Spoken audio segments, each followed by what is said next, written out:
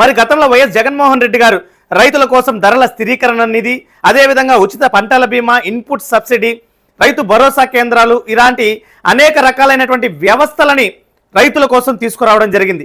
గతంలో జగన్మోహన్ రెడ్డి గారి హయాంలో దాదాపు 70 లక్షల ఎకరాలకు ఉచిత పంటల బీమా ఉండేది. తద్వారా రైతుకి ఒక రకమైనటువంటి భరోసా ప్రభుత్వం నుంచి ఉండేది.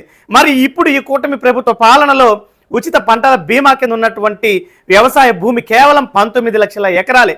అంటే రాష్ట్రంలో ఎన్ని లక్షల మంది రైతులు ఈ రకంగా ఉచిత పంటల బీమాకి దూరం అయిపోయినటువంటి పరిస్థితి ఉందో దీని ద్వారా మనం స్పష్టంగా అర్థం చేసుకోవచ్చు. అంతేకాకుండా చంద్రబాబు నాయుడు గారు కూటమి ప్రభుత్వం అధికారంలోకి రాగానే ప్రతి ఏడాది కూడా రైతుకి అన్నదాత సుఖీభవ పథకం కింద 20,000 రూపాయలు ఇస్తామని చెప్పడం జరిగింది. మరి ఇప్పుడు 2వ ఏడాది జరుగుతుంది. వాస్తవంగా ఈ 2వ ఏడాదికి రైతులందరికీ కూడా 40,000 రూపాయలు ప్రభుత్వం నుంచి అన్నదాత సుఖీభవ కింద సంక్షేమం అందాల్సినటువంటి పరిస్థితి. కానీ చంద్రబాబు నాయుడు గారు కేవలం 10,000 రూపాయలను మాత్రమే ఇచ్చి రైతు కోసం నిలబడుతున్నటువంటి ప్రభుత్వంగా ప్రచార ఆర్భాటాలు చేసుకుంటుంటే ఇచ్చిన మాటని నిలబెట్టుకోలేక ఈ రకంగా డైవర్షన్ పాలిటిక్స్ చేస్తూ కేవలం ప్రచారానికే పరిమితం అయిపోయినటువంటి పరిస్థితి చంద్రబాబు నాయుడు గారు. మరి అదేవిధంగా ఈ కూటమి ప్రభుత్వ పాలనలో రైతులకు కనీసం యూరియా దొరికేటువంటి పరిస్థితి కూడా లేనటువంటి పరిస్థితులను మనం చూసాం.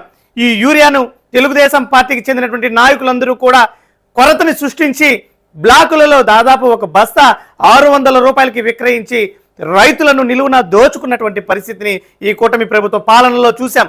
అంతేకాకుండా ఈ కూటమి ప్రభుత్వం అధికారంలోకి వచ్చినప్పటి నుంచి కూడా ఏ పంటకి అరటి, చీని, నిమ్మ, మిరప, పొగాకు ఏ రకమైనటువంటి పంటకి కూడా గిట్టుబాటు ధర కల్పించలేనటువంటి అసమర్థమైనటువంటి పాలన చూస్తున్నాం.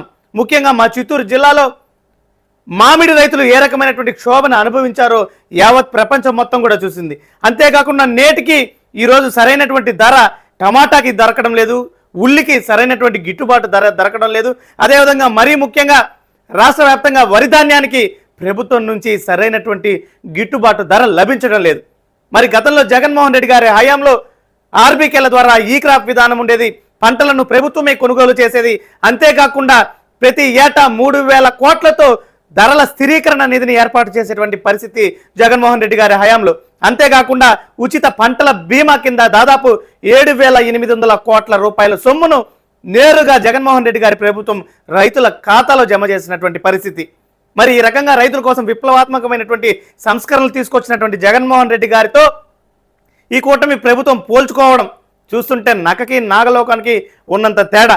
రైతులను నిలువునా మోసం చేసినటువంటి చంద్రబాబు నాయుడు గారికి ఏమాత్రం కూడా అధికారంలో కొనసాగేటువంటి హక్కే లేదు.